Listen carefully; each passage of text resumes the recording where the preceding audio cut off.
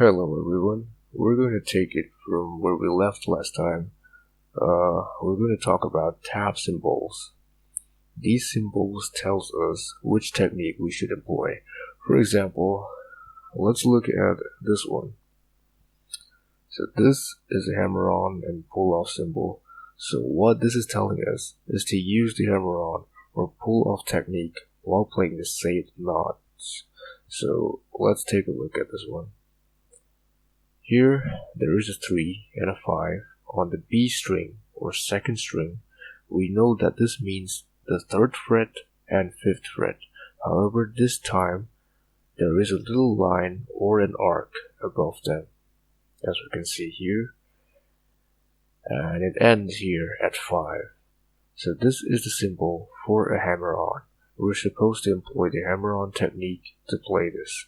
So in order to employ hammer-on, we play the first note normally. While it's ringing, we gently hammer on next note, which is on the 5th fret with the next finger. For me personally, I use the middle finger to do this. It should not be too soft or light either. But guys, if you don't have prior knowledge about these techniques, please feel free to take a look at some tutorials. It's a bit difficult to explain them with words, but I will try my best. Now, we can tell if it's telling us to do the hammer-on or the pull-off by looking at the order in which the fret goes, or the frets. So here it's going from 3 to 5.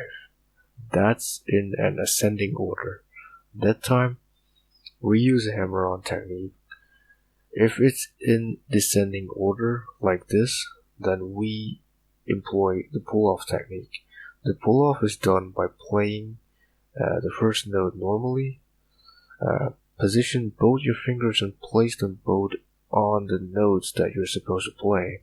Here there is 9 and 7, so we're going to place our fingers on the 9th and the 7th frets of the B string, which is also the second string. Then after positioning ourselves there, we play the 9th fret normally, and then we pull off our finger, which is on the 9th fret, almost like trying to pick the string with that finger, which you were using to play the 9th fret. Again, it's a bit hard for me to explain.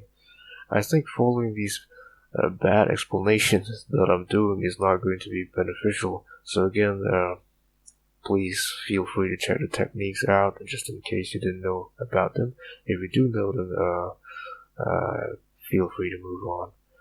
So this is a symbol for the slide technique. We have a 7 and a 9 here as well. What this is telling us is we're supposed to play the 7th fret normally, then we are supposed to slide gently to the 9th fret. Now be careful when you do this. Obviously we don't want to injure ourselves. Now if we are going to go from a lower pitch to a higher pitch, like we did here in this example, we went from the 7th fret to the 9th fret. We know that the pitch is going higher.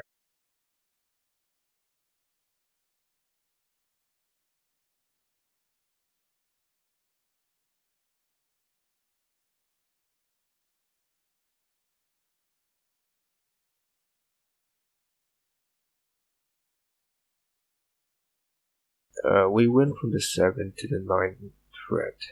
So since we were going from a lower pitch to a higher pitch, the line is pointing upwards like this. If we are going from a higher pitch to a lower pitch, like in this case, we're sliding backwards from the 7th fret of the 3rd string to the 5th fret. So since we are going from a higher pitch to a lower pitch, the line is pointing downwards, as you can see here. Now, this is a symbol for the bend technique. We're supposed to play the first note normally. For example, what this is saying is to play the 11th fret of the 3rd string normally, and then while it's still fretted and ringing, we're supposed to gently bend the string by pushing it upwards or downwards until we get the sound of the 13th fret, the sound of the natural 13th fret. Pushing it upwards is better in my opinion. Now the reason why we bended it until the natural sound of playing on the 13th fret is achieved is because this symbol is telling us to do a full bend. If this was displayed instead, we are only going to bend the note until the sound of the next fret, which is the 12th fret, is achieved. The tap technique is identified by a T, like in this case. We're supposed to play on the 7th fret normally and then tape on the 9th fret of the 3rd string because there is the T symbol above it here. It's telling us to tap. We usually use our right hand's index finger or middle finger to tap. Now there are more advanced ways to tap like using all of our fingers, but for now we're just going to stick to the basics. The PM here represents the palm muting technique. It's telling us to employ the palm muting technique. So here we have 4 zeros on the low E string or the 6th string, and there is a PM on top of the first note here, as we can see. So we are going to employ the palm muting technique. These little things here tells us how long we're supposed to palm mute. So it goes on until the last note, in this case, this 0.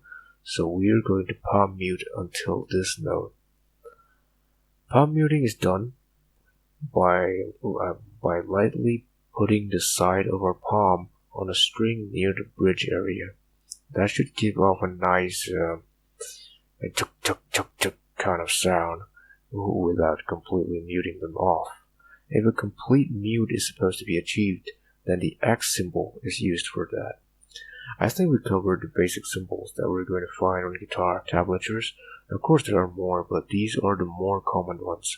Oh, and yeah, before we finish the video, there's another form of guitar tab. You might see these as well. These are text-based guitar tabs. Some of the symbols are written differently here. For example, the bend technique might be represented by a B, like this. What it's telling us is to play the first note normally, which is the 5th fret of the G string or the 3rd string, and then bend until the sound of the 7th fret is reached.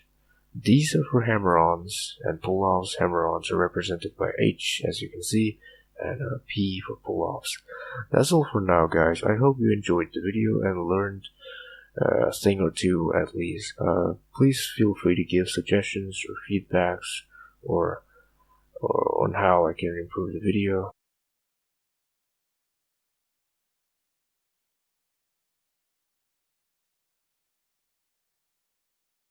Have a good day or evening. See you next time.